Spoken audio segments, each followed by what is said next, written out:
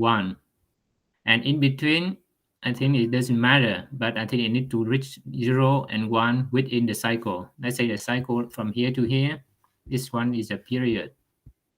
So with that, the signal need to reach 1 and 0. That's all the requirement, so that the signal can be declared as the integrity of the signal. So the other thing is when it is a 1, it stay 1.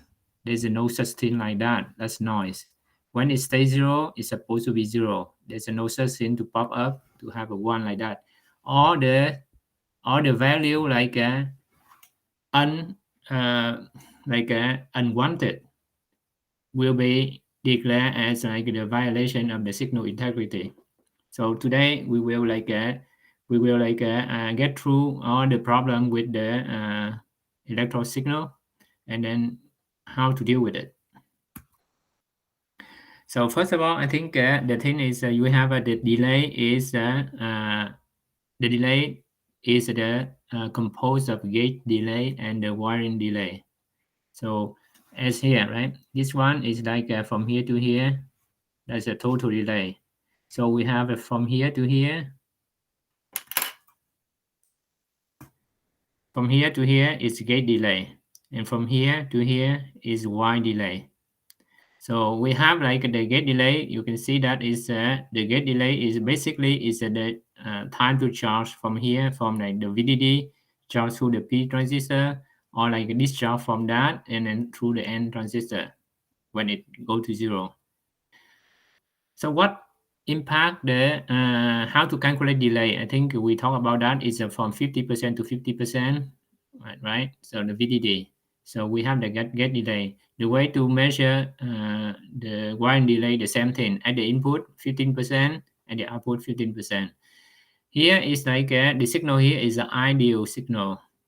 So however, because we have like at the output here, the input of the Y system of the wiring is the output of the gate, and the output of the gate is never ideal. So we always have something like that at the input of the wiring system, and at the end we will have like even worse than that. So the model of when they calculate the delay of the Y system or the RC system, they always measure model. The thing is like the input always like with the step function, which is we can see that the transition time equal to 0. So this one we have a transition time some number, and because of it, this one will be worse. But we have to calculate from again 50 to 50%. So you will see that like basically the delay through the Y system, basically it doesn't change. It doesn't change, but because of the slope, it changed. So we see that later. Now I think let me switch back to like switch to some like a new slide, extra slide that I try to explain what the gate delay depends on and what the Y delay depends on.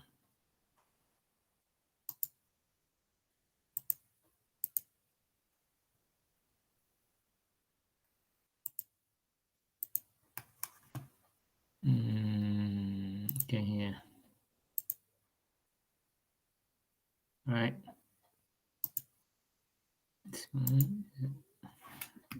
Okay. So the gate delay is the TG is a function of input slew and output load. So we have like you can imagine that like you can see that if the I think I had to okay, I think I have to do something like this here. This one I can okay. It's all right. Yeah, okay, here.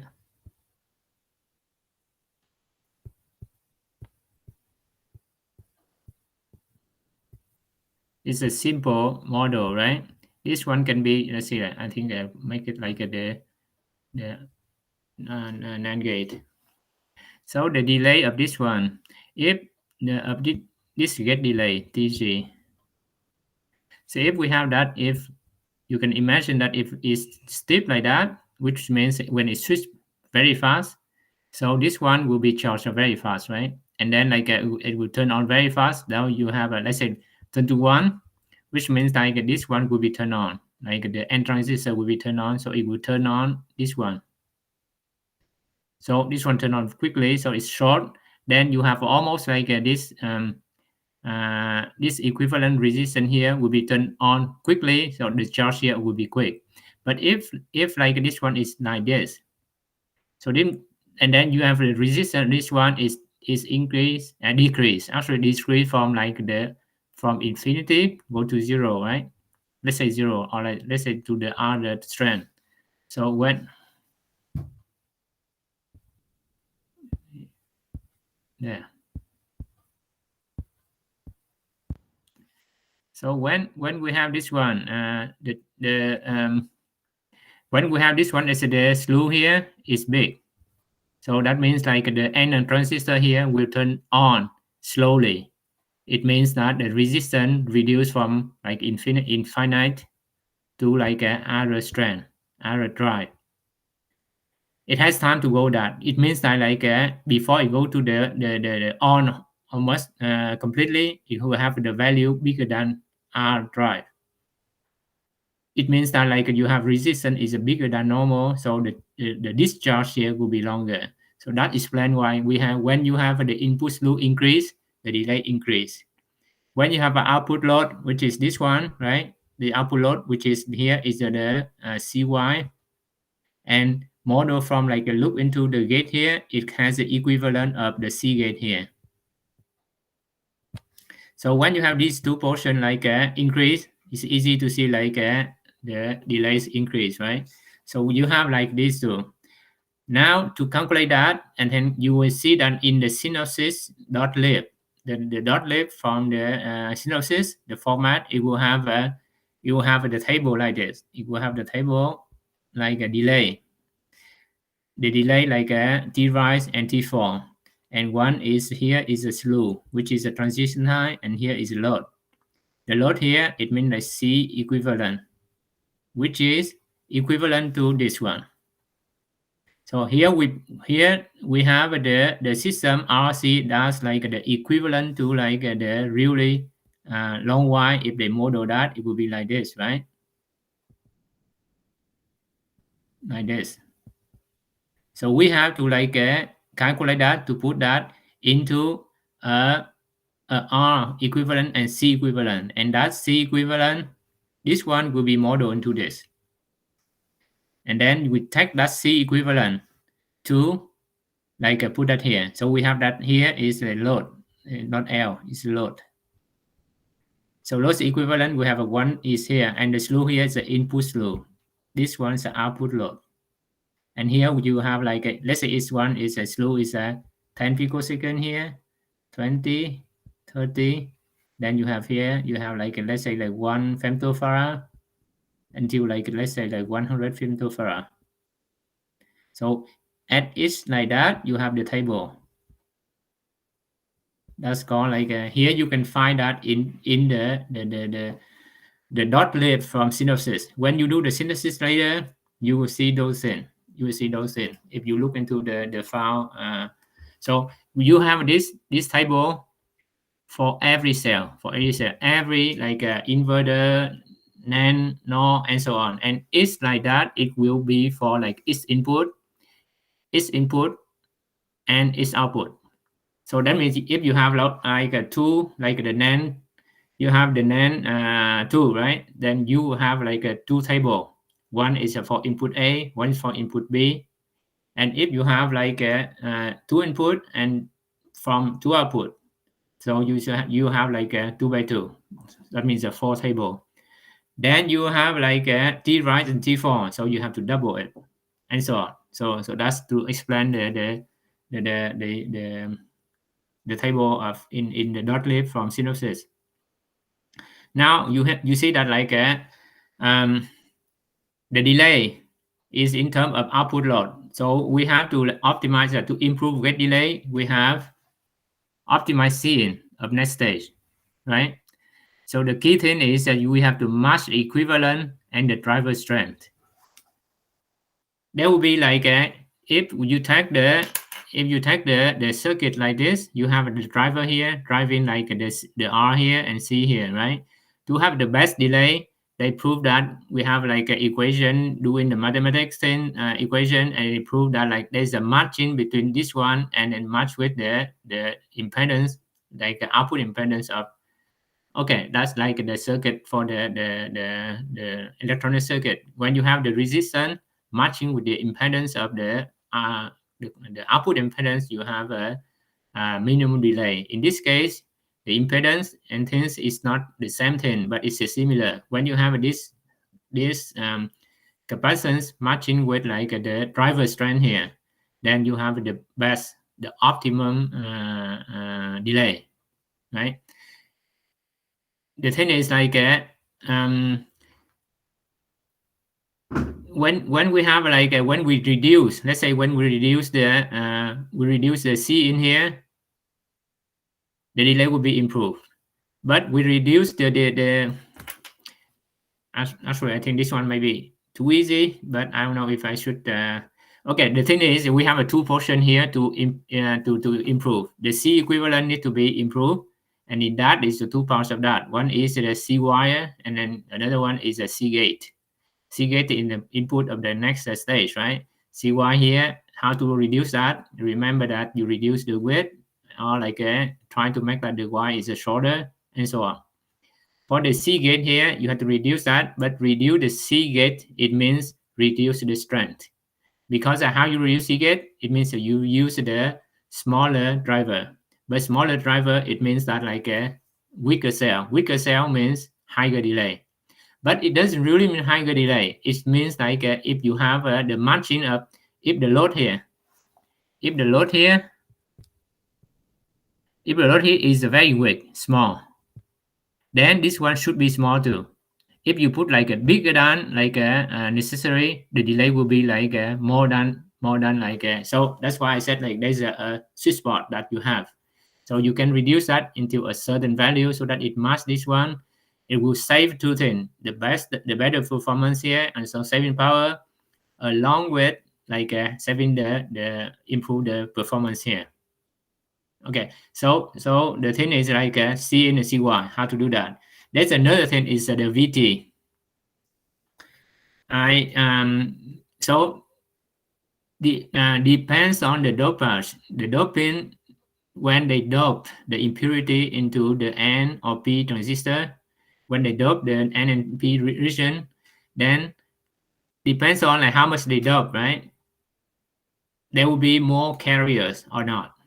The more the carriers, the higher current, right? Because the current is proportional to the like the number of electron or number of holes. So depends on how much impurity they dope, they will divide that into like three categories or three classes. The low VT, regular VT, and high VT. Low VT means when you have a high dopage. High dopage means like a higher current. It also means like the V threshold. VT is a V threshold. So the V threshold will be lower because it turned on earlier and it provide more current, right? So kind of like to make sense, or like for you to remember, for the current to be high, the VT need to be low. So it means that low VT mean higher current, mean higher doping. So you have with the low VT, you have a high current. With the high VT, it means that like you have the threshold is high. That means that you don't have that many electrons to like provide for the current. So which you have a lower current. So the bottom line is a low VT, you have a more current. Then if you want to have a fast delay or like a speed up the circuit, you need to use low VT. But it comes with a cost, right? There's no free lunch. So which means like if you have a higher current, which means like because the low VT is low threshold voltage, it means that again you don't when you don't even apply the voltage, there will be like the leakage. The leakage will be higher. So they're in low VT, high speed, but also high leakage. High VT is like a low current, but also low leakage. So that means it depends on the purpose that we can use which one. So because the low VT is costly in power, so we just use it only for the critical part, this one. And the high VT is not useless because the critical part in the circuit in the design usually is only like about like less than 30 or 20% of the circuit. So you use even a 10%. Because of it, like most of the cell will be like in the middle. You see the distribution usually is like the natural distribution. So you have most of the thing will be in the middle, which is using they will use the regular VT. But in this case, in the design, it's usually like you have about like you can have the up to half of the gates will be using the high VT cell. The reason is because you can see that like the high VT is about, let's say, like about 30% slower than the low VT. It's about that 30 to 40. Let's say that at most is the 40% slower than the low VT. Then when we use a high VT, you have the like drawback of 40%. However, there's a lot of timing part that they are only like the period. Let's say like the period is a 1 gigahertz, right? 1 gigahertz mean like a period is a 1 nanosecond, but the timing part is only like a 300 or 400 picosecond. It means that they have a 500 picosecond like a room to like to be like extended. So if you use the high VT there, then instead of having 300 500 picosecond, now it's spanned to like it's like a increase to like even like 800 900 picosecond, but it still meet the target of 1 nanosecond, right? So because of that, those part of 300 400 picosecond, they don't have to use even regular VT. They just use a high VT so that they can save power. That's the key thing. They save power, especially the leakage, and it still meet the timing. But for the part is like let's say a part like a 1.2 nanosecond, you have to reduce that to 1 nanosecond. Then you have to use the low VT so that it can speed up. Lucky or like normally the critical part just like 5-10% of the design, then we can use it. For like if we don't do the floor plan or we don't do a design like correctly or wisely, then we have to use the low VT for even like 20-30%. That's not a good design. When you have to use 20 to 30% by using the low VT to speed up the timing, that's not a good one because the leakage will be like go like a rocket to the sky. Now the wide delay. The wide delay, I think the simple formula is the Elmore delay is this. TPD is the sum of R and dash the N to I and Ci. So I think here I can like draw the picture here. Here's the node, right? Here's the node. Here's the driver.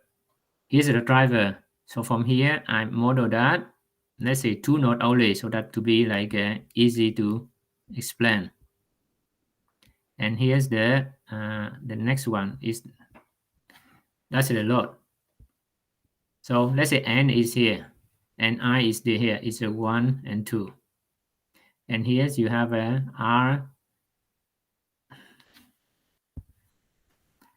This one's a R N dash 1. And this one's a R N. No, sorry, I think it's not. Okay, so this one is the node I. Node I is like I equal to 1 and I to 2. So N and the resistance from node N to I means like when the node 1, it will be from here to here. That's R N I equal to 1. When I equal to 2, which is this node, that's the reason is the sum of these two. From like node N go to this one. This one is R n dash 2. You see that? And then like the C is of this node. Ci is C2 is this one. C2.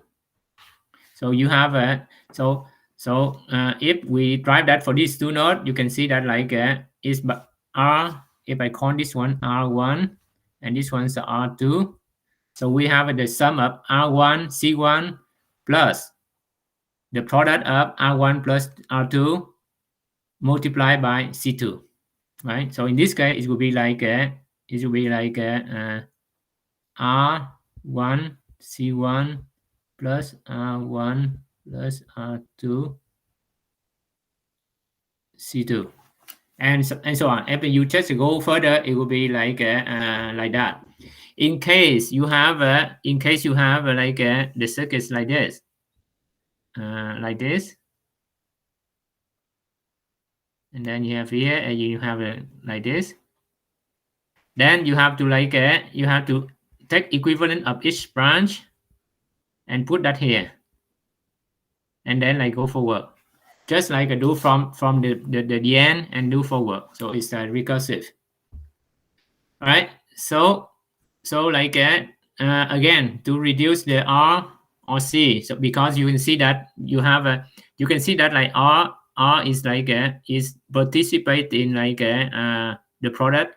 The longer, right? The longer, then the resistance, the longer Y, the resistance will be even like bigger because it's accumulate. While C is happen in this one is time is always C1, C2, and so on. But R is accumulated, which is if you go from the left to the right, you have like let's say Rn, R100, which is a very long Y. Then it's obviously the resistance will like dominate the delay. In that case, we have to reduce R first. We have to reduce the resistance first by increase the Y. So that means that even you see like the delay is proportional to R and C, but it's not at the same magnitude. So when you have a long Y, remember longer Y, the first thing to do is reduce the resistance. Even capacitance has also impact, but less impact than like resistance. And when it's too long, we have to use a buffer insertion, because the buffer insertion have a I'm busy. I have been busy this week, so I didn't have the formula to show that like when we do buffer insertion, it will optimize the delay.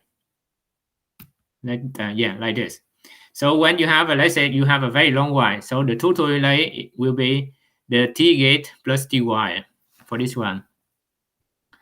And this one is a number of stage, so it will be like this. You have that one is let's say it's a very long Y like this,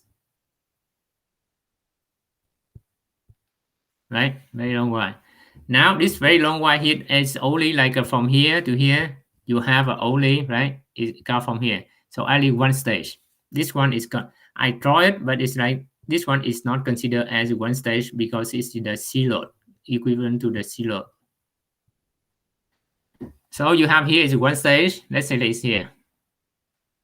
You have very high delay because input like the input, let's say like it will be like that. The delay will be like this.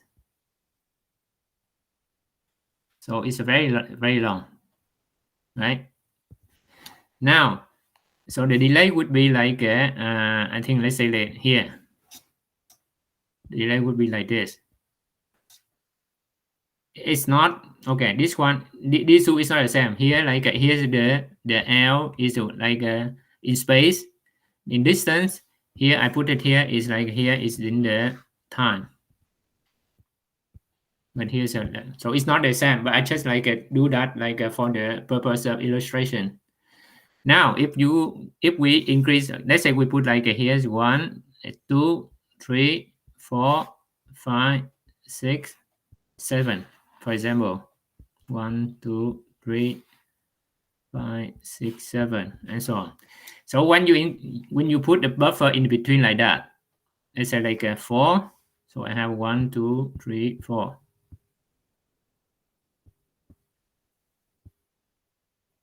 Right? When I put the buffer like this, the thing is like you have that like the remember when I do that, there's a two things happen. One is like I will like improve the input slew to this one, right? And also like decrease the C load, because now I have the C load instead of like for the one here, for when n equal to one, like in one stage, I have the R very big and C very big too. So it causes like a very like a long delay. But now when I have n equal to 2, then you have this one is reduced. This is C is also reduced. That's also like because R, this one is up, and then I have a T rise, or like a T, like this one is a transition time, slew. Slew is very high. Because you have seen that this one is very high. The thickness here is very high, right? This one is like this. Even at the end, it's the capacitance is very high, but as I said, this the Y is very long. The Y is very long, right? So it means like a resistance will be dominating. So the resistance will be dominating. That's when we have to use the buffer. We insert that. We turn that into like now into like only like a one node. It's the only one node like that. So this one basically is RC only. RC. So that means we cut the dependence on the delay by two things. One is like the R just affect locally. This one local, right? Local. So I explained that, but like in the I will send you like another slide to explain in terms of like equation. It show that when we cut down these things, we insert the buffer, the delay will become like proportional to the linearly to the wire instead of exponentially, because you see that the equation for this one is about like E something like minus the T RC. That's so what, but it's RC here is like we have RC here is like you have the according to this one is a lump C, right? For the thin is like that only, but when we have a long Y, it will be like this. It will be like this. Then the C here is even worse, which is it make the timing is very is proportional to like exponential, like extreme exponential. When we have this one, when we insert a buffer like that, it will cut down the delay. So for this one, take into like the summary of this picture is this. When you don't have buffer, the delay is proportionally is like proportional to the length exponentially. So you can, that's one. When we insert the buffer, the delay will become depending on the Y or on the length, like linearly. You can see that, right? You can, because of it, inserting the buffer will save a lot delay, or like it will improve a lot the performance.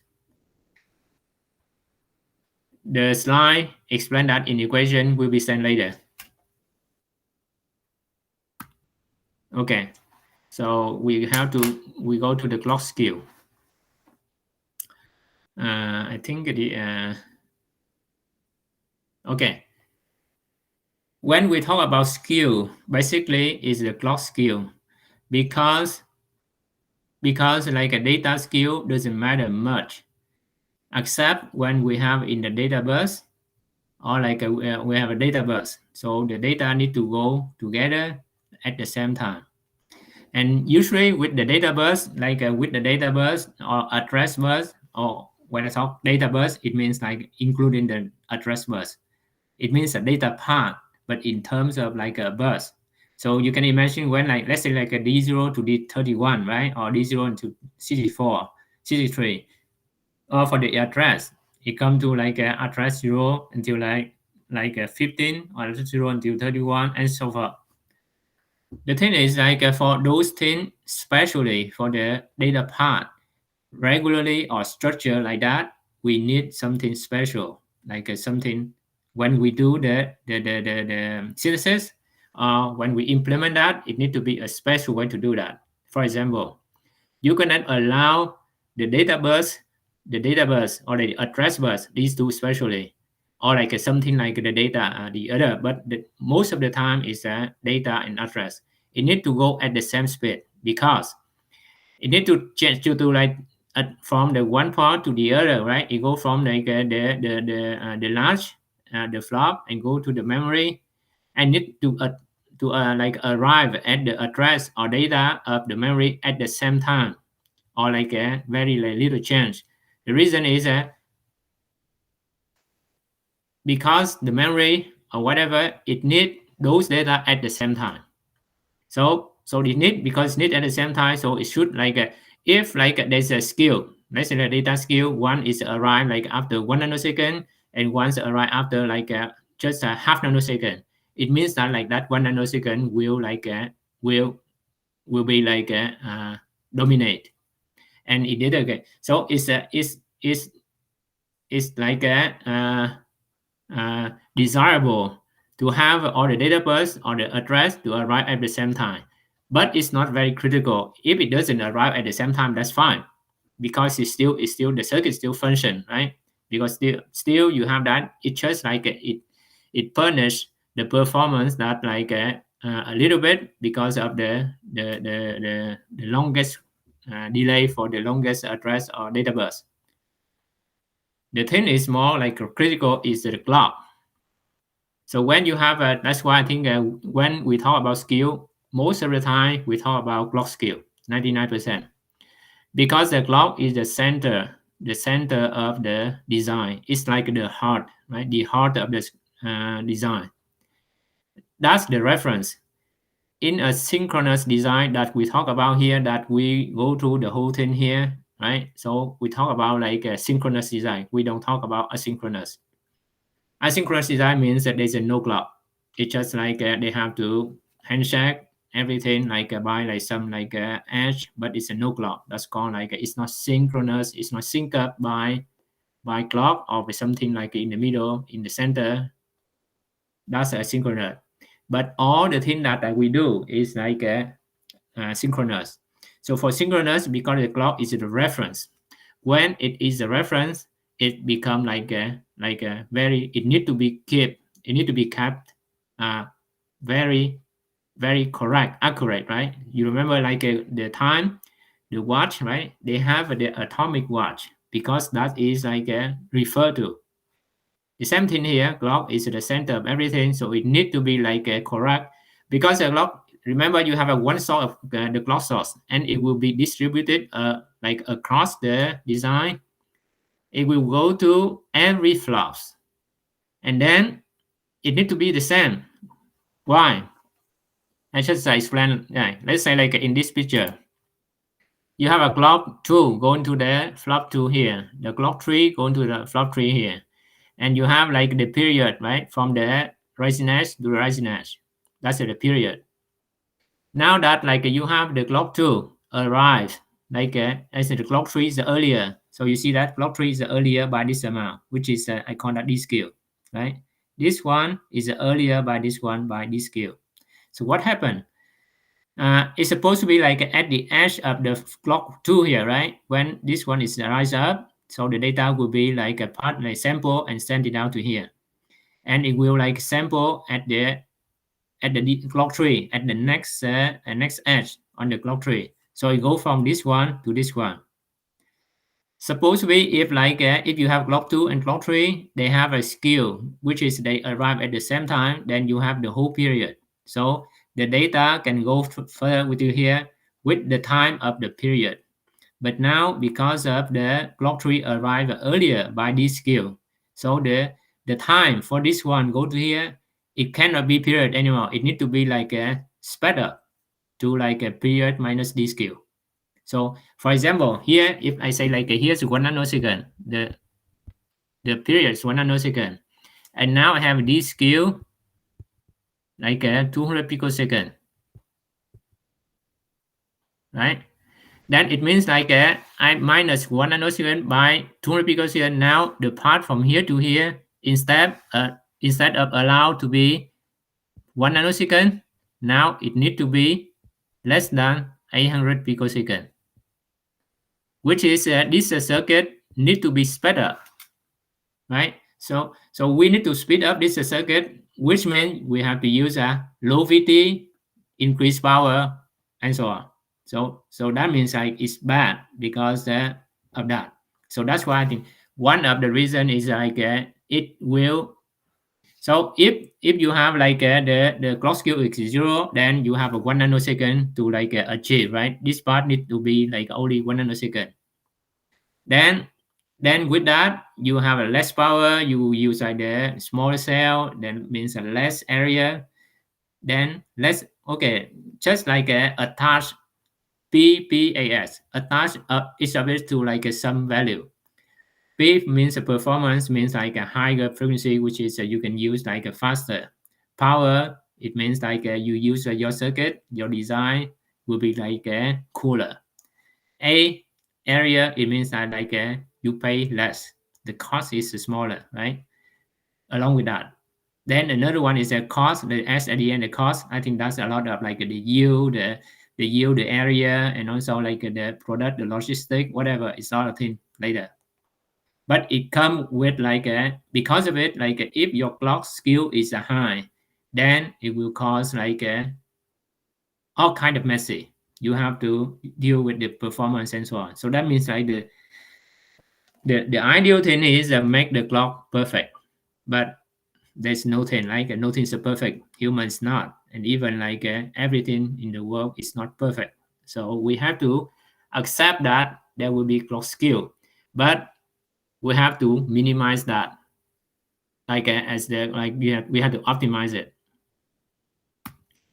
So what caused the clock skew? Okay, that's another question. What caused the clock skew? So you can imagine this. I think okay. I will go the simple. That's simple. You have the flop around, right? That's a flop. Now the clock, like the clock pin, let's say is here. To like imagine the purpose of the clock tree is to provide to like to write the clock to connect the clock here to every flop, and the arrive time ideally is the same, which is a no skew between them. So let's say, so the best thing is first of all you have to go to the middle. From here you will distribute, right? From here you distribute to that. It's easy because it's a, let's say like a long, like the same distance, so you can have the same skew. But how about like the flop right here? What can you do? You have to just like go around to go back here. And it's not only one, it's a lot of things like that. So it's long to go here. For this one, you have to go like long to go here. For this one here, you have to go like this, whatever. So that means like with that, it's never easy to make it like perfect. So because of like you can see that that's one, right? So this never, and then like you have the even like in the mathematically, you can like calculate the length to put that together so that you have a same length to everything. The goal is the same length from this one to every, right? By like compensating make up for that. Let's say for this one, you make up file go here, up here and go back here, right? So mathematically, it will be the same length to every flop. However, there's a variation in the process, which is the Y here, the resistance here is different from the resistance here. Because the foundry cannot make everything the same. It's no perfect world, right? So that means that they make like the metal here. The metal here is quite like thicker than, a little bit thicker than the metal here. I mean, thicker means like in the like Armstrong way or whatever. It's very, but it's enough to change the resistance. That's first. The transistor here is not the same as transistor here. They call that like in the process, it's called that like variation in the technology variation. So because of technology variation, you have everything in here, like a transistor, even like it described in the model is like this, but the transistor here will be different from transistor here and so on. That alone even you have mathematically you have everything perfect, you won't ever have the same delay to like to every flop. So now, but that's the ideal thing, right? Now, but even like in the real work, we don't have like those things is cannot be real because in the design, there's not only the clock route, there's also the clock, the signal route, and also the power grid. There's also like all kind of like a signal in the circuit. So it occupies those things like around here. So when we route those clock signal, it will have like those things. Those power grid exist already. Those signal. Then when we route that, we have to avoid that. When we avoid that, that means that we can have the same route. Because of it, we have to have like a certain like a target. Usually we have the target for the skew, which is like the target for skew. It depends on like the frequency. So usually I think we have a roughly, there's no room for that, but I think as the design, we target the skew as like if the period is about like let me see, it's how much. It's about 100 picosecond with the design. Yeah, I think we target about 100 picosecond as a skew with the period like about 1 nanosecond, about that 1 nanosecond, which is 1 gigahertz. Yeah, so that means it take about like 10% or less. So the target skew. So that means that we have to build like we have to build the clock tree so that the maximum skew is about less than 10%.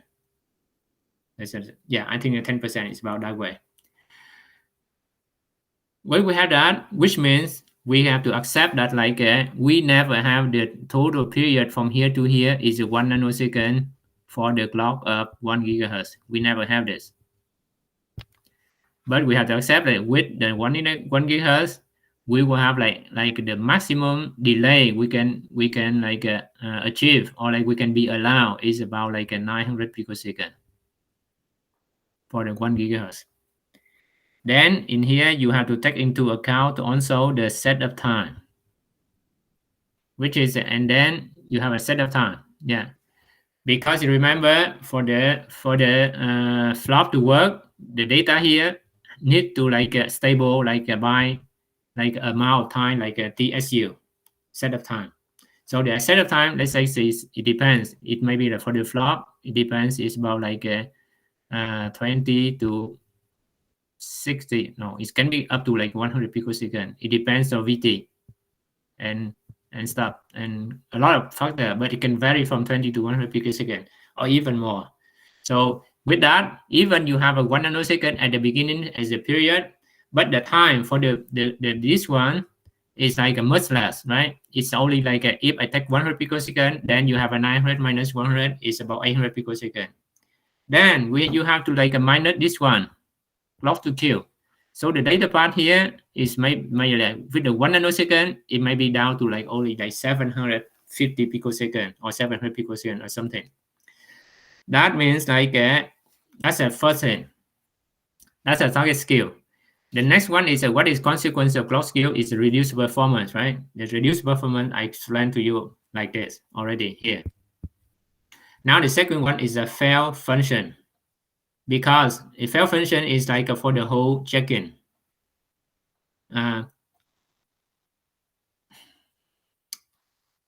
That's the whole function. Okay, so let's say like the whole function is a check. That's the whole. That's why I think the whole check-in will be okay. First, this one for whole check. Whole check.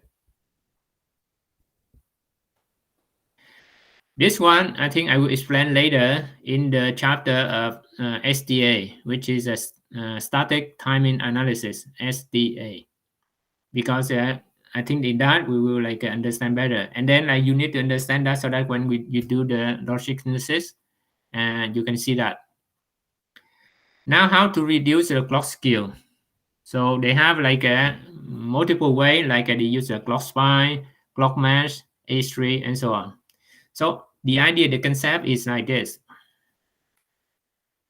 The concept is if you have a very long delay clock tree, right? Let's say you have the clock delay from the root to the flop is about like a 10 nanosecond for a circuit of 1 gigahertz.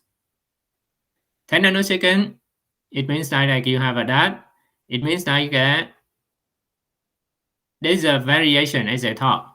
The variation here is in terms of percentage-wise of the delay,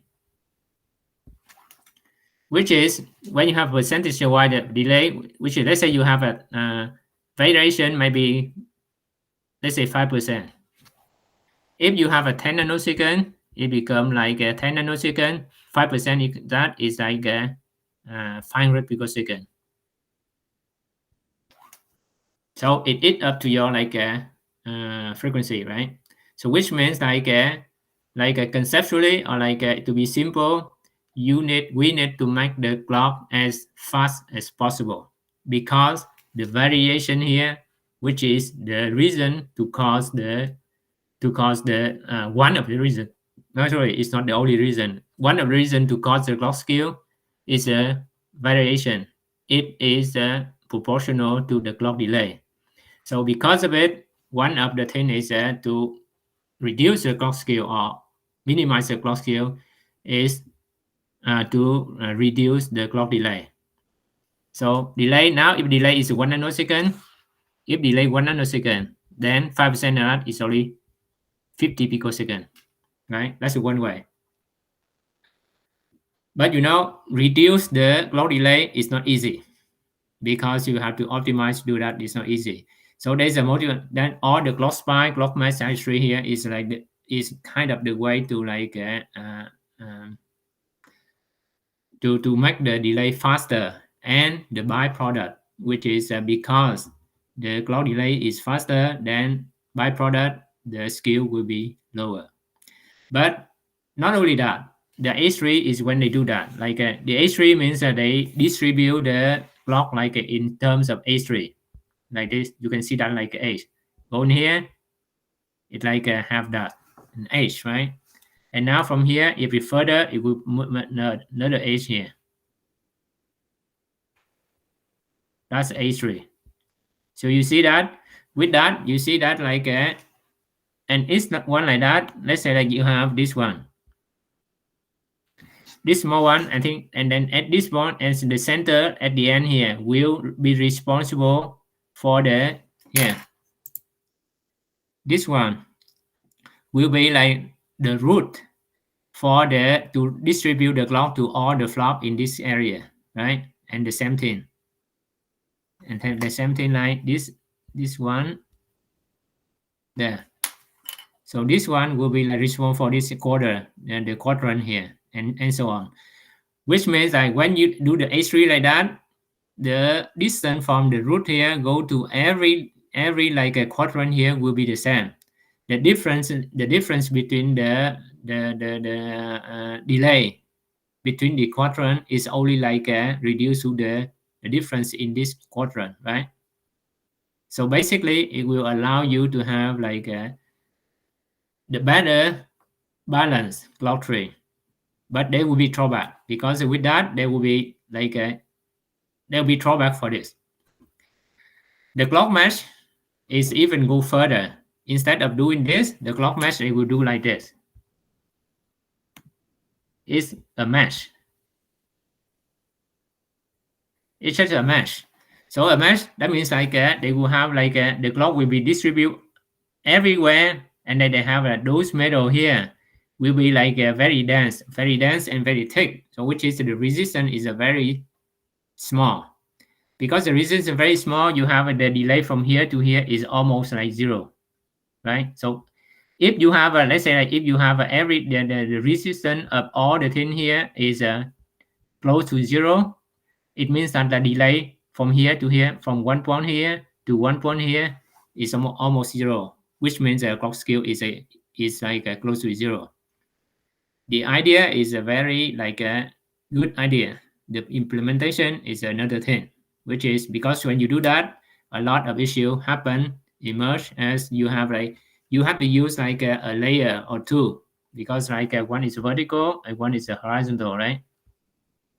So yeah, at least 2 layer to use for that, and then thick. So that means the power, because you have to like clock. Remember, clock is power, direct power. There's no like way to avoid that. You like it clock every time, because it's the center. It clock every time. Data can change value from time to time, but clock change value like toggle every cycle. So because of that, the thing is with this mesh is power consumption, and also like about the EM, the electron migration, the EM check, because you have like when you have a big yeah, okay, the from the EM, that's you have that's the power. Another one is like a kind of like the middle row is the clock spine.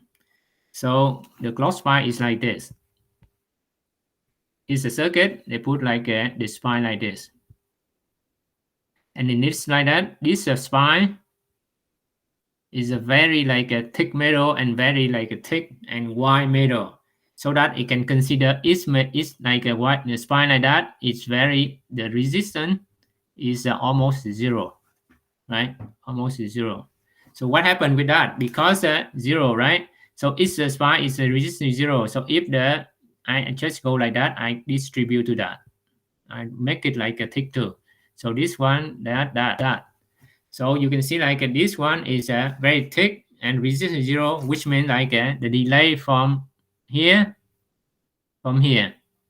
and you go to here, or you go to here is the same, because the resistance zero, which means no delay from here to here, no delay from here to here, which is a delay equal to close to zero. The problem is like we cannot. This one is the middle row, right? So it's not like as much as this one. It's just they have a couple spine, and because of it, like you still have to distribute the clock from here to here, right? Until like the area for this will be like bigger than the quadrant like this. The quadrant here is very small, so I can have a very like small delay in here. But this one, the delay, the difference in this portion will be big. Because of that, it has like it will be the middle row between the mesh and the H3. That one has the use that. So currently, I think currently depends on the purpose that all kind of three config of the clock here can be used. All right, I think that's the second one, and then I go back to the this.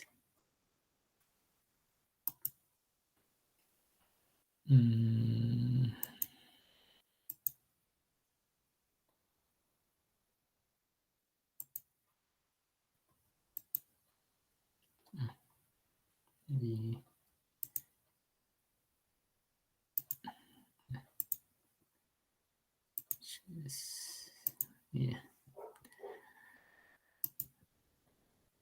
Yeah. Okay.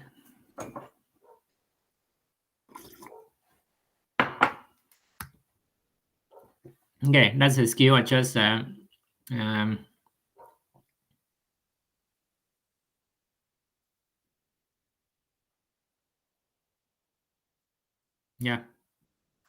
I just explained.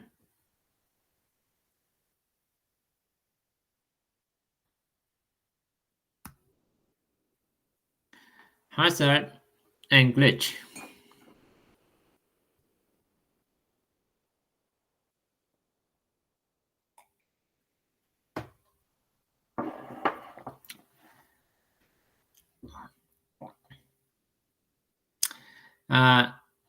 The hazard or glitch is basically when you have the signal like this one is could be like a noise. So when you have like the signal supposed to be zero, is one of the thing we call signal integrity issue. And when you have the signal supposed to be zero, it comes to one, and then it's supposed to be one, it comes to zero. Those thing is called a glitch. So this thing is can come from I think it's okay. It come from like it can come from for example for the data is not an issue because the data is always like it will like wait for the period of time and arrive at the flop, so it's not really an issue except because the data change only from the you see the data change from the output of the flop, right? It only change from that. It cannot suddenly change in the middle. So it change from the output of the flop, and then at the end, it will arrive at the input of the next flop. So which is like whatever it change here, it have time to like the travel to the data path, and then at the end, it will arrive at the input of the next flop. Then it will be stable. So it's not really an issue for the data path. The thing only happen when it's happen like when you have a noise in the middle, then that noise will become like a glitch. So that's really the thing. The glitch is the thing is like this. Because of the glitch, like when you have a noise from the atmosphere, from the lightning, from like your hands touch the circuit, that one cannot be. But you touch circuit, you can cause some noise. So those noise will make the thing is like from 0 to 1 or 1 to 0, like unexpected. In that case, like because of it, to avoid that, we have to in this kind. I think it's not really like those thing. Those thing is not really like a problem. Those thing is like it happened, but because it travel and at the end you have the correct one, so that's okay. But now I think it's about the okay. The thing is about the clock. The clock cannot have that kind of thing because anything is to go up and down because it's just it toggle every period, every cycle. So everything that happen like this, it will cause like a resonance and pollination. It means that it will like sample the data into the flop and out of the flop. So because of it, in the clock tree, like from the root, when it become like a like a established clock, there will be never like there will be never a combinational gate between that root to the flop. You know what I mean? It's like this. Let's say that you have the logic here, whatever logic. So not that. Let's say you have a logic here, come in, and then you have that here the clock. This clock is well defined now. It's ready to go and provide to be provided to all the flop, right? Now go to all the flop here.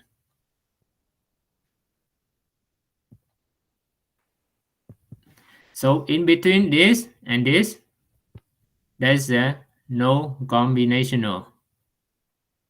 Because if we have that, it will cause that kind of glitch like that. And this one is not wanted. You know why, right? Because if like you have your clock like this, and suddenly you have that kind that go like this, it as if you have like the clock period is now is shortened like this, right? And then like it mess up your clock. So that's why like there should not be any logic in the clock part.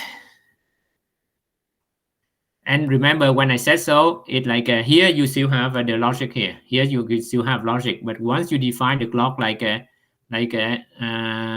established here from here forward, it means that when you have the whole thing come out here, it already like have this kind of thing. There's no such thing.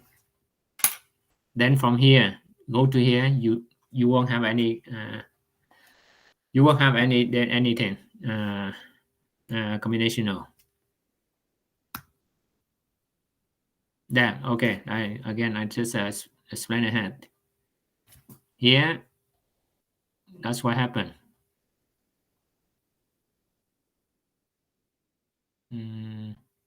Yeah, this is what I meant. Only like only buffer inverter from the clock until like the flop. Yeah, I think this one is what.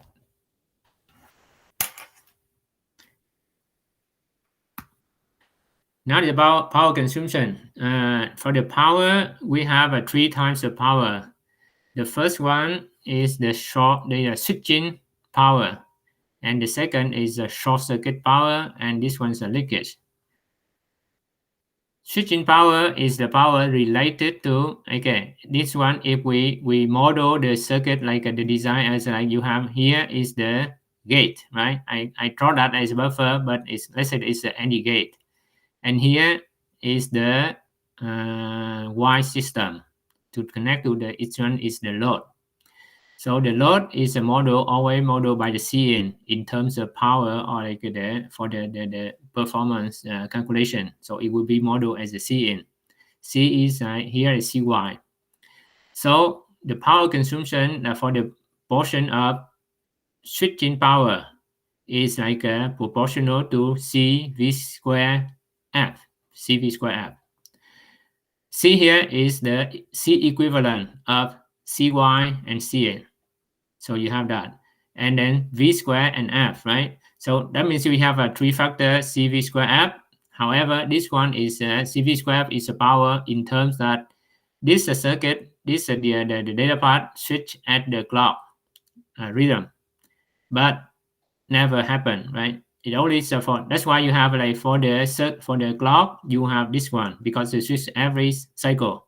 But for the data part, it will switch like when the data change, it switch. So which is we call that like a switching activity, alpha. So you have to multiply alpha that. So to reduce the power for the switching power, we need to reduce the switching activity. How to reduce that? That's another topic, right?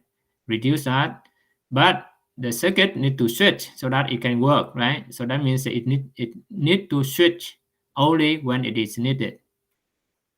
So it doesn't mean that if it doesn't switch, so we don't need the circuit, right? But need to switch, but it switch only when it is needed. So the next thing is CV square F. So obviously make the voltage low. That's why like you can see that like, but that is defined by the voltage flow here is defined not by us anymore, but it's a predefined. Because when we go to the new technology, it will be defined by the technology. And then we aim, you see that like the reason that we have always the voltage go down is for the power basically.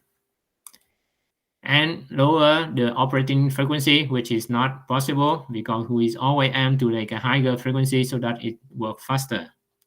So only like the thing is reducing the capacitance. Capacitance, I think we talked about, and then you can imagine how to reduce that. So to improve that, the tool has the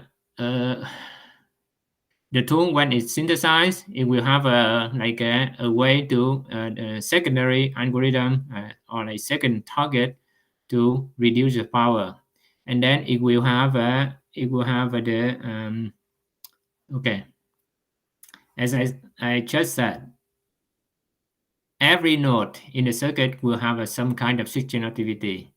And when they put like the switching activity of each node into a file, that file they call it is a format as a SAIF, which is a switching activity interchange format.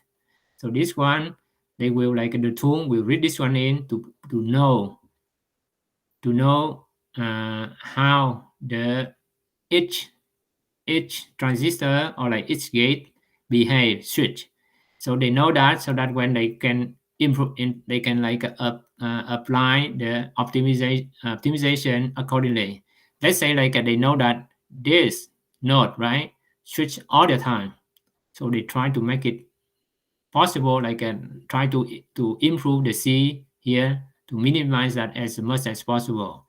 But if they know that this node like a switch once in a million of time, in million years, then they just like, okay, I just put that this one, I don't care, I just leave that like C big, or like the Y is the Y is that doesn't care because you don't see that Y here doesn't affect.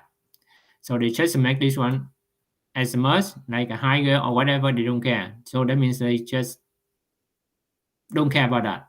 So that means that the way that they improve, it depends on each node. That's one of the, but there's a thing is that is PPS means performance is the king. No matter what you have, we have to meet the performance requirement.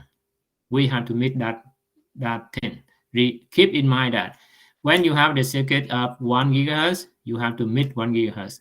It doesn't matter about power. You reach that first, and then later on you think about power. Okay, reduce the power to make the circuit like a design competitive, or like a less heat, like a less like cooler, is for the circuit to last long, and so on. But the first thing is always performance. Reach that, and we can talk about other things. So because of it, even they try to optimize the power, but I think that it is limited by the performance. Because when you increase or whatever you change things here, it's always like you have to meet the timing. Because you have to meet the timing, so everything is limited. The next thing is a short circuit, which is here. Short circuit power is happening when you have like the circuit switch with the slew, right? When the input with the slew here apply to input of the gate, because it didn't switch from 0 to 1 right away, it has time. So there will be like this time, the rising time here. This when the circuit is like the when it rises, okay, when it rises in the middle like that, right? In the middle like that, let's say like in the middle, 50%.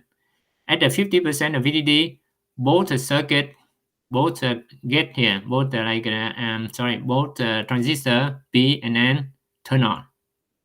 Not turn on completely, but it is turn on. So because the both of them turn on, so you have a circuit go through here. So it's called short circuit. That's why short circuit. So a short circuit, so it go right. So when it's both are turn on, it peak. But when it go up to like close to 1, then that means that this one will be the turn off like gradually, and that the transistor will be turned on completely. So you have that like the circuit, the part here is cut off, so you have the current go down to 0. Because of it, this called like short circuit power, and it depends really on the slew, right? Slew, which is the transition time here. If you have this one is a go like this, go like the slew is even like larger, then the current will be like go like assist like a further. So which is the power could be like higher, right? The power is the area of this curve. So because of it, I think the purpose is we need to make the slew as fast as possible to limit the short circuit power. But when we make this like a faster slew, it means like a stronger drive. Stronger drive means stronger cell, means like a higher power for the other thing. Let's say, imagine that when you have like higher like strength, which means a higher width transistor, it means you have a capacitance higher. All kind of capacitance higher, which reflect into the C input here. The C input will be higher. C input higher, that means it will increase the switching power. So you have like the two things are pulled opposite way. So that will be like some middle way for the slew. So the slew supposed to be like as fast as possible, but should not too fast, so that like it didn't cause the switching power like go up, because we use a bigger cell. So yeah, then you have the short circuit power is at from 10 to 15%. The switching power is about switching power. Yeah, I think switching power is the most important, 60-70%. Yeah, about that, 70%, 80% even. So that means like this one, so the optimized by the slew here is not really a must. We use that as we need, but it's not like dominating. The dominating is to improve the C here, the C load of this like switching power here.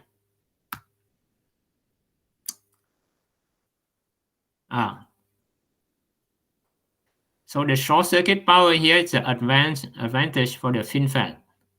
So you have the advanced FinFET have this one is very fast. So you usually have the very it turn off quickly. Remember the FinFET because they have a 3 side of like a control for the gate for the channel, so they will turn off the cell quickly or turn on the cell quickly. Because of it, this portion usually the slew time will be fast. The lead current. The lead current is when you have the VT applied to the gate is 0, then it will be the current exists only by the leakage. For the leakage, I think there's again we have the low VT, high VT, and regular VT, right? So the high VT has a lower leakage. I think I explained before. So that means to save power, usually for the non-critical part or not at all critical part, they use a high VT.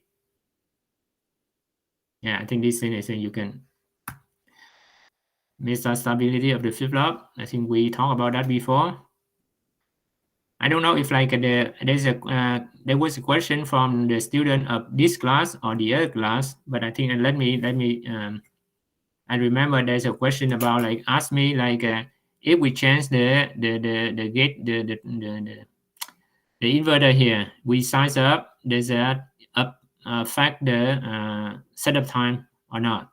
So my response is my answer is no, because this loop is quite a feedback loop, and then the use that is feedback loop, so it react quickly. We don't need to make this one like a higher or smaller, because even a small width or the minimum width here for the gate here, it's just it can go establish the state here quickly already. The thing is really impact the setup time is this transistor.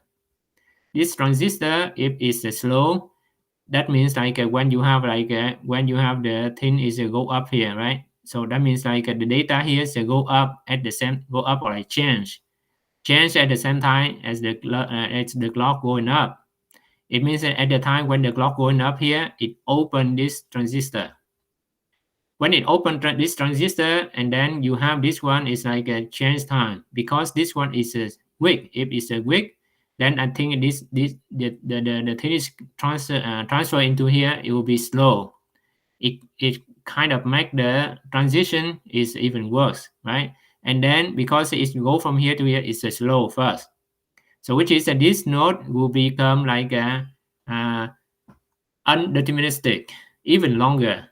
It make the setup, the smaller this gate, the setup time will be longer, because you need time to transfer the travel from this node to this node. When it go to here, right? When it go to here, that's one thing. Now if you have this one is and it make so you see that when it go here, if this one is undeterministic, so this loop cannot know if 0 or 1 to establish the value outside, right? If it's a 0, it's a 0 here, you know that it's a 1 here, and the feedback 0 here, right away.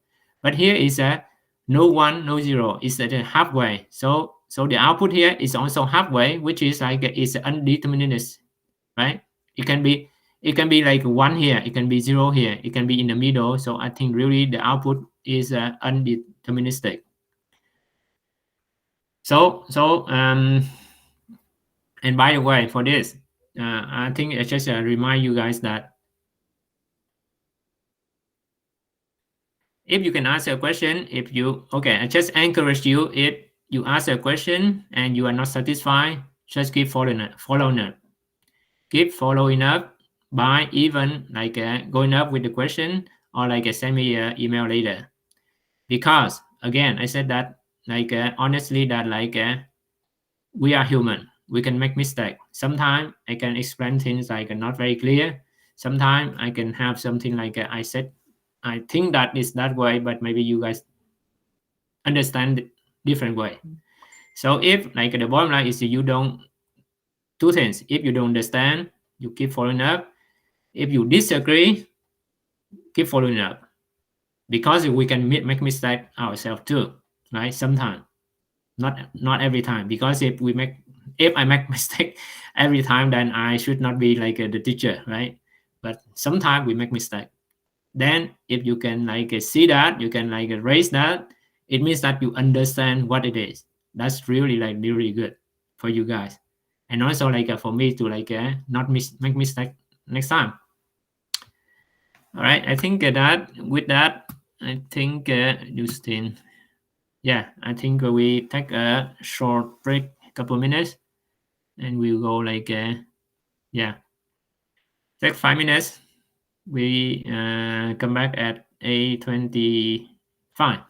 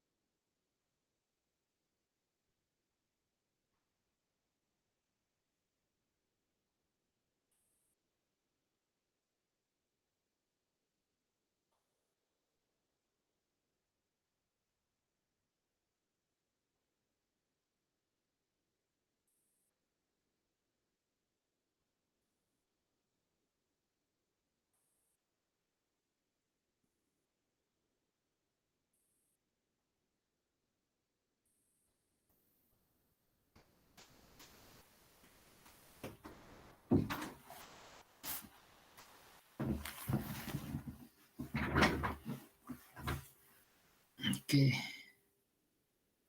Right. All right. Okay. Let's see.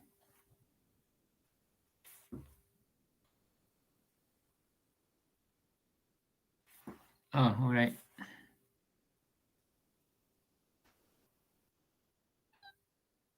Okay. All right. Okay. So I got the request from a student. All right.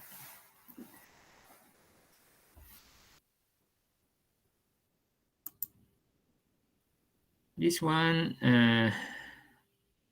I think I will leave the note from the previous class, but I will like move the mouse to like a specify what, right? Because I will like that's for explanation. So this okay. Fan out.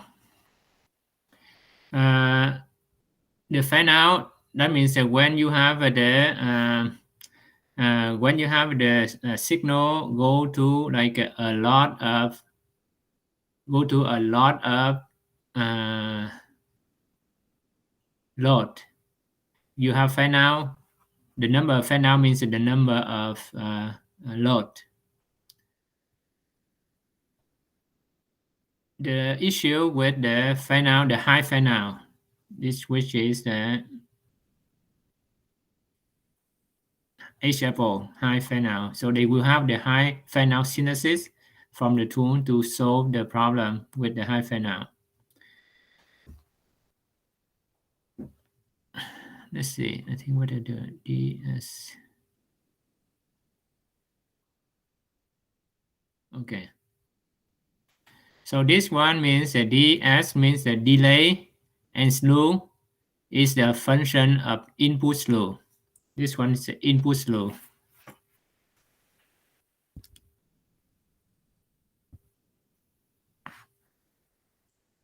And it's load, right? This one called slew. So I just like explained earlier on is the delay and the slew is a function of input slew and output load. So the output load, when you have the high fan out, it means that it's a high load. When you have high load, it means like now we have to buffer it, right? Because it's not simple as you have a one, you don't have a simple like a Y like this. You have a multiple input. Multiple inputs means you have to like to do the binary group, right? Binary 10. So to group that into like this, and then you have buffer. So you can see that the buffer, when you buffer that, it means that now you have like a group, instead of have 100 or 1,000 here, now you will have the driver will drive only four here, and then maybe four. So when you drive like this, it means like it can be like the delay will be like reasonable. You remember I said like when you have this merge like this, the delay will be the exponential in terms of C because of the I explained earlier.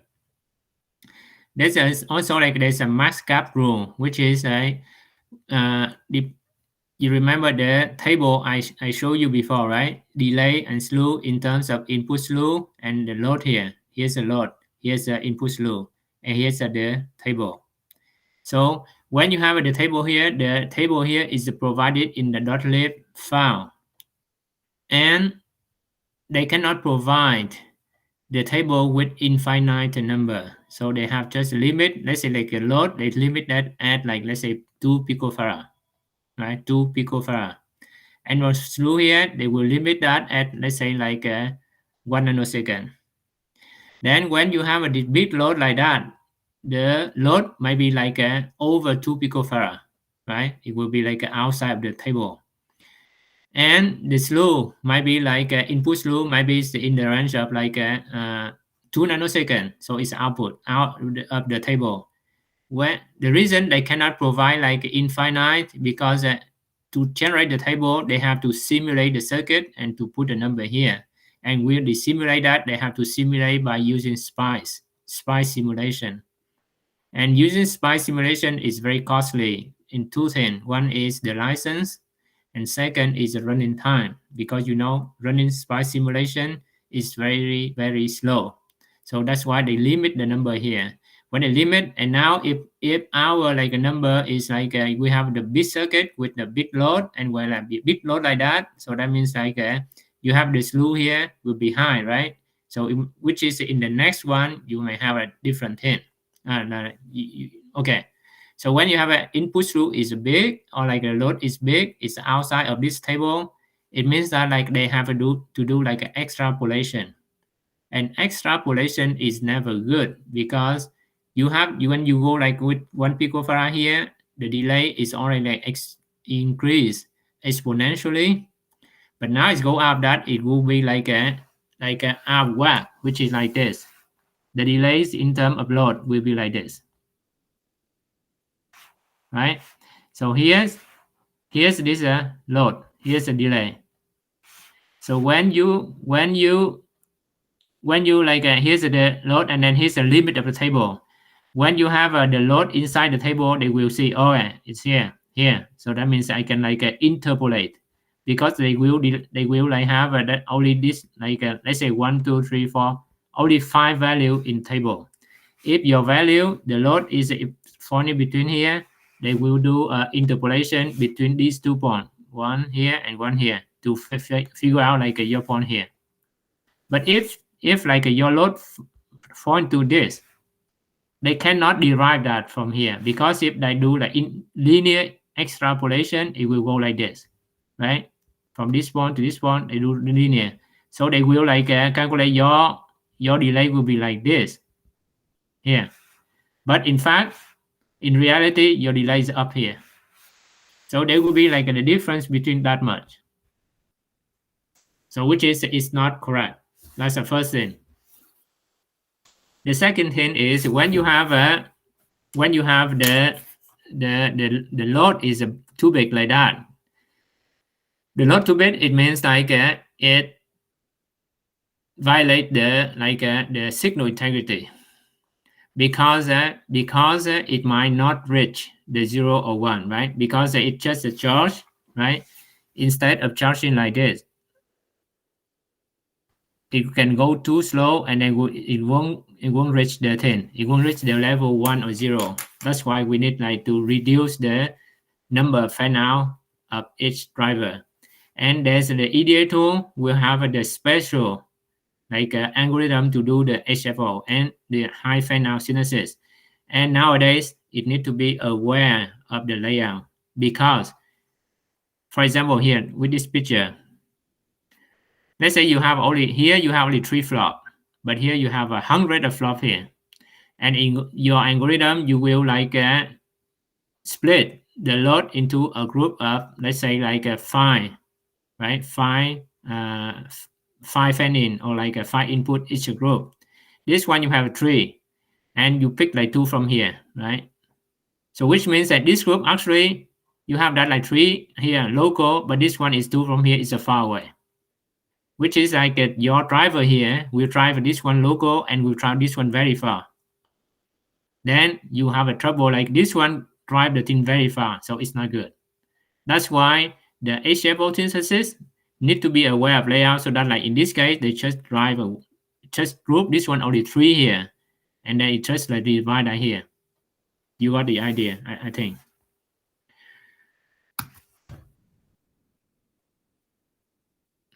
This is one I think is about the buffer insertion optimal. Insert the buffer to optimize the delay of the long while. I talked about that earlier on. So you see that delay is the function of R and C, and like a proportional R C here. When R is dominating, this one is like even like R plus R1 plus R2 and so on, right? So it's really make it worse.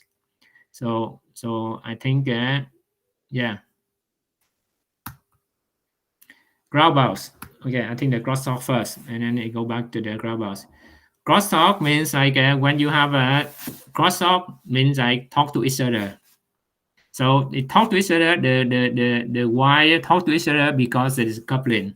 What is coupling? That's the capacitance, and also you have inductance here. So you have when you have two wires go together like that, you have the coupling by inductance. But in our case, that's not much because the wire.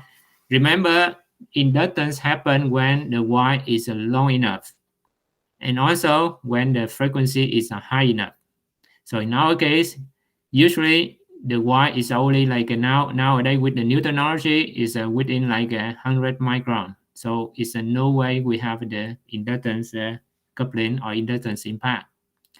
So the one that left for the coupling is a C capacitance. You call like coupling capacitance or C coupling. So C coupling here we have that. Then when we have coupling, which means like when we have like something happen here, it will be the signal will be like will impact the next one, right? The one is the neighbor. So only it happen when you have here's the aggressor. That maybe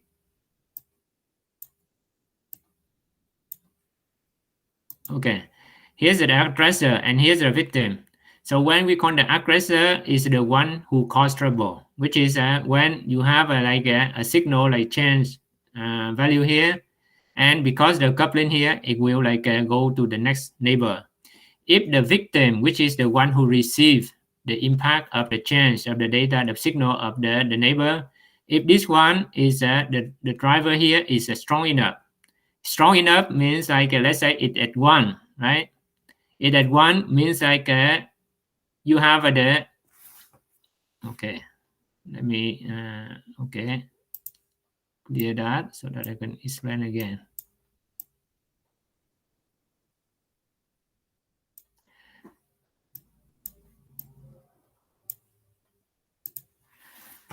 All right. The equivalent when let's say the victim here, the circuit is like this. And it stay at 1. 1 means you have the P transistor here turn on, right? When it turn on, it will keep like this. So if you turn on, you have this one, you have a resistance come here. If the gate here is weak, if it's weak, it means that like this resistance is high. If it's high, I think imagine that when it's high and it's high enough, which is equivalent to like infinite, right? If equivalent or like a close to finite or like a 1 mega ohm, let's say like because it's quick, it's kind of come to like 1 mega ohm. Then you have this one is connect to like some resistance to the VDD here is like a 1 mega ohm. So that means that it's equivalent. Like this circuit is like there's a no, it's a floating. So you can imagine when it's floating, which is like the signal from this aggressor will go to the victim easily, and then it will cause a bump. Either like for this case, it will go to like if this one is go down like this, it pull this one down because it's like 1. In case like this victim is a 0, right? Which means that you have the other way around. So you can think about 0 the other way around with the N transistor. This one will be connected to 0 but through a resistance. Because through resistance, if that resistance is like high, then it can be considered as a floating. Then it can like pop up with the when like this, it will cause a bump like this.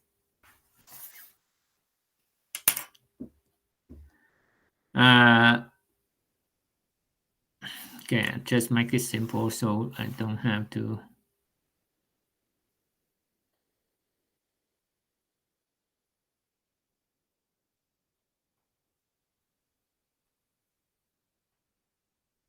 Okay, that's fine. I think those things.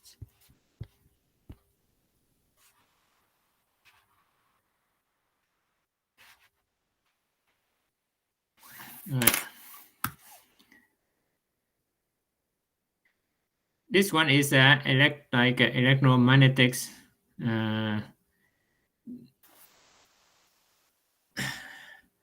This one is the it can be called like a noise or the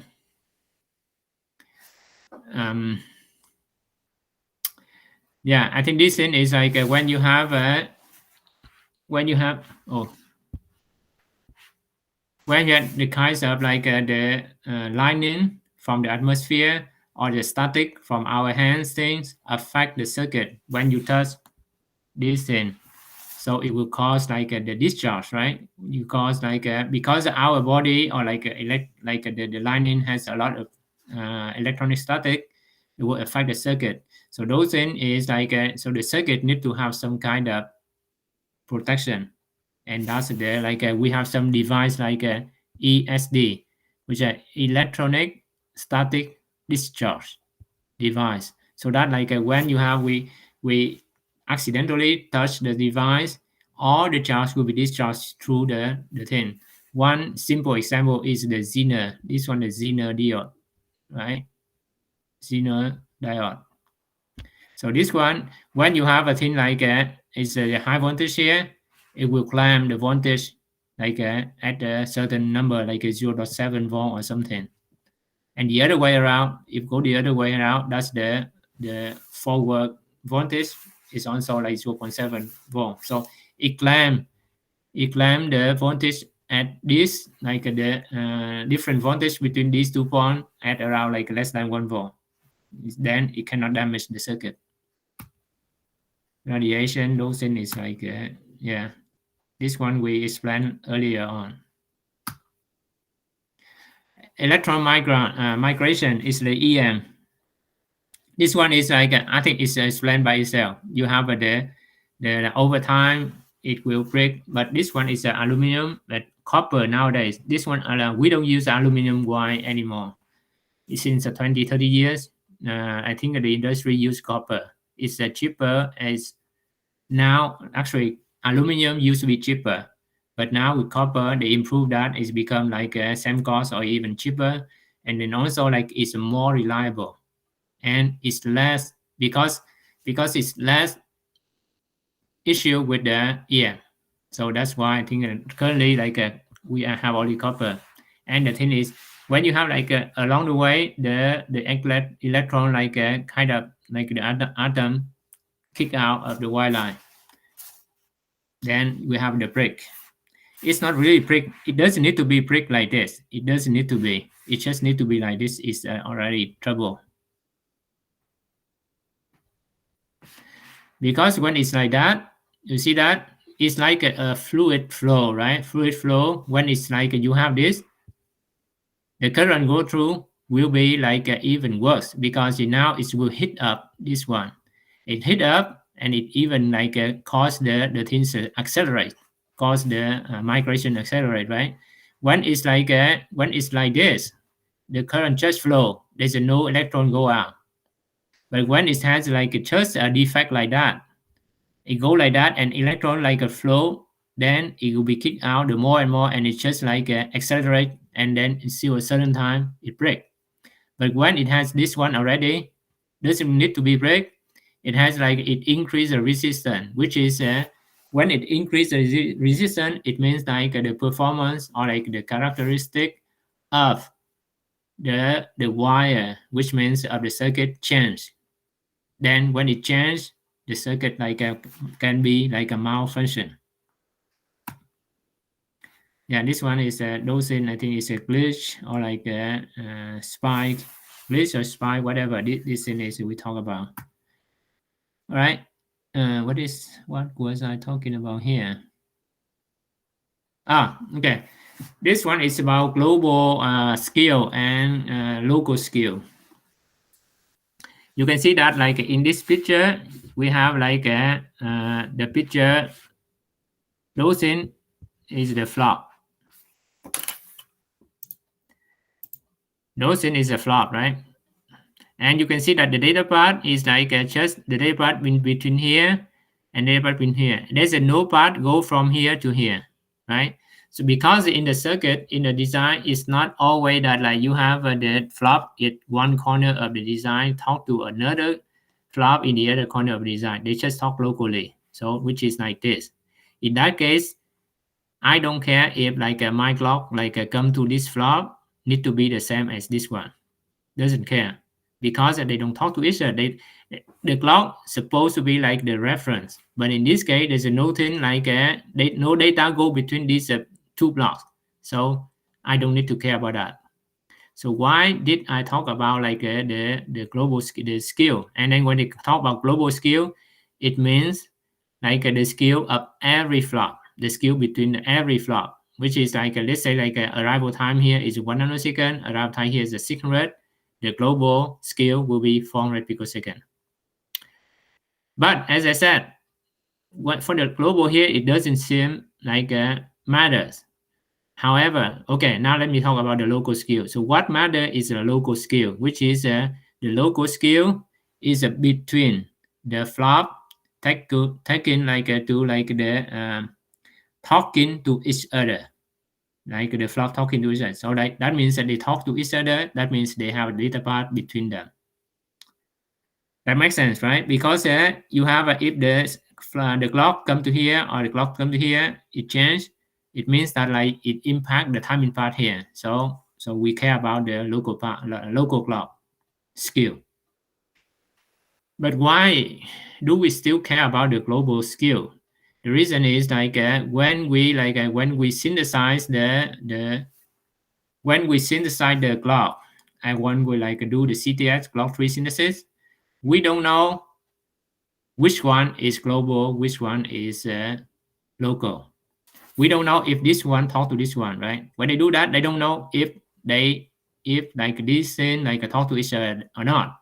So they have to do the synthesis for the clock tree, assuming that everything talk to each other, and then they will do that. They will limit that the skill as a minimum, and then when we have like this, if like we have the global skill is a 600 picosecond, for example, then the local skill can be up to 600 picosecond, right? Because it's a subset of that. It can be reached to can be like as big as a 600 picosecond. But if we limit the global skill to only 200, then the local skill can be bigger than 200 picosecond. That's the two reasons that like we still talk about global skill, because at first the synthesis cannot know at the time when they do the synthesis, they cannot know which timing part, which like which flop talk to which flop. And the second is that when they do a good job with global skill, then the local skill automatically will be down, which is like a good for like the design. That's why like we have two. With that, I think we're done with the class today. So if you have any question, I think I will try to limit. Okay, I take the question that request, actually not question, the request. I think I will limit the note from the previous class to make sure that like it won't be confusing. So any question?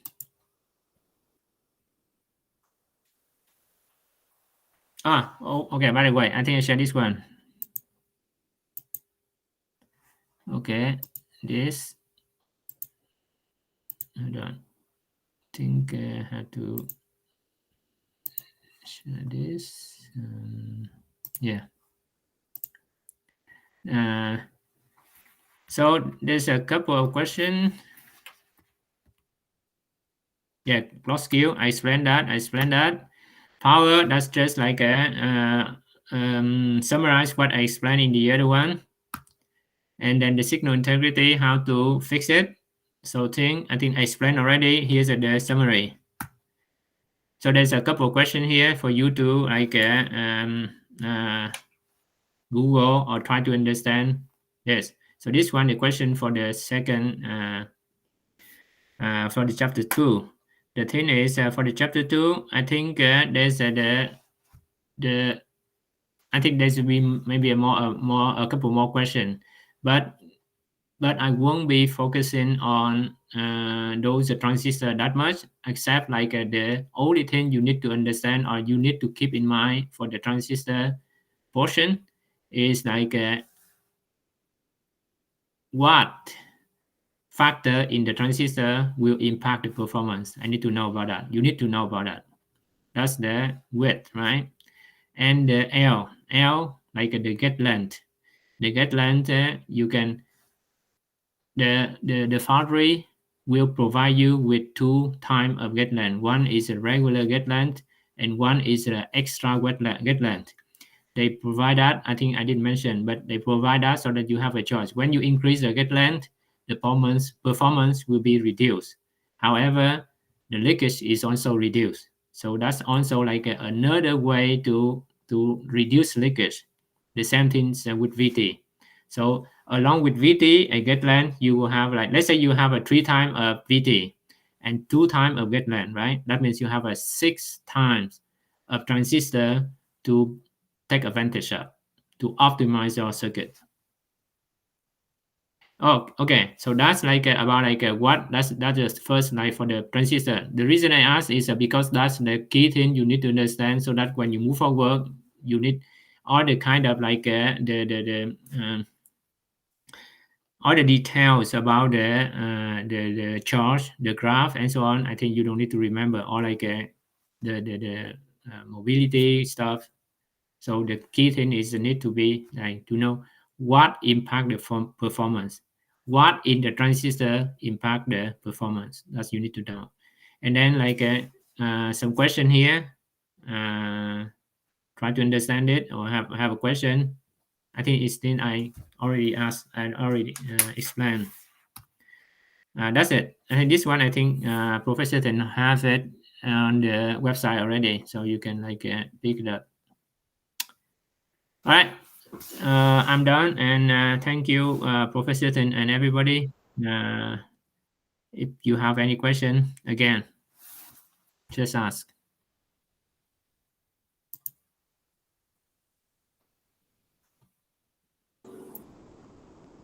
Student, do you have any questions? Oh, So yeah. what is that? Oh.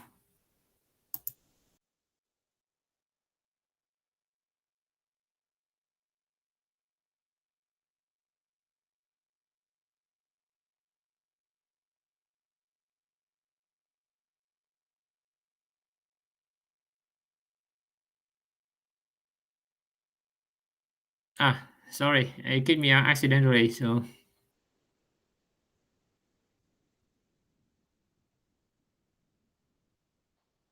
right. And if not, I think I forget that today is the last day before the test. So I think I wish you everybody safe holiday, and we see Uh, in 2 weeks. yeah. Wait Mm, for yeah. have one question from a student. Oh, okay, sure. Yes, but not related to the lectures. Okay. Oh, not to me. Okay.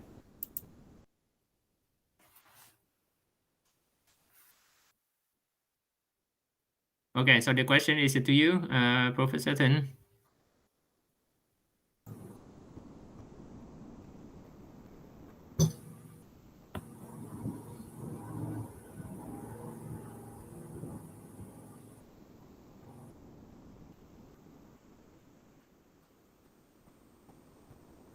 Okay.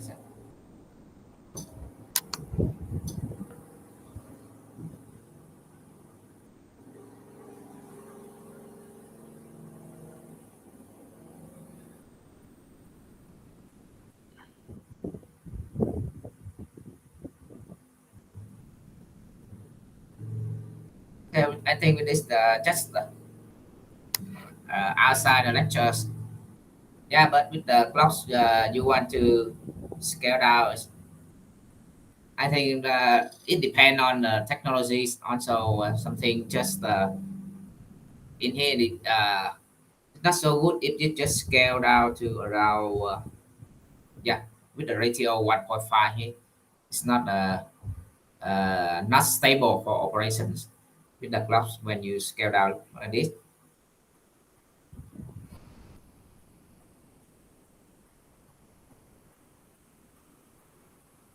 Okay. Mm,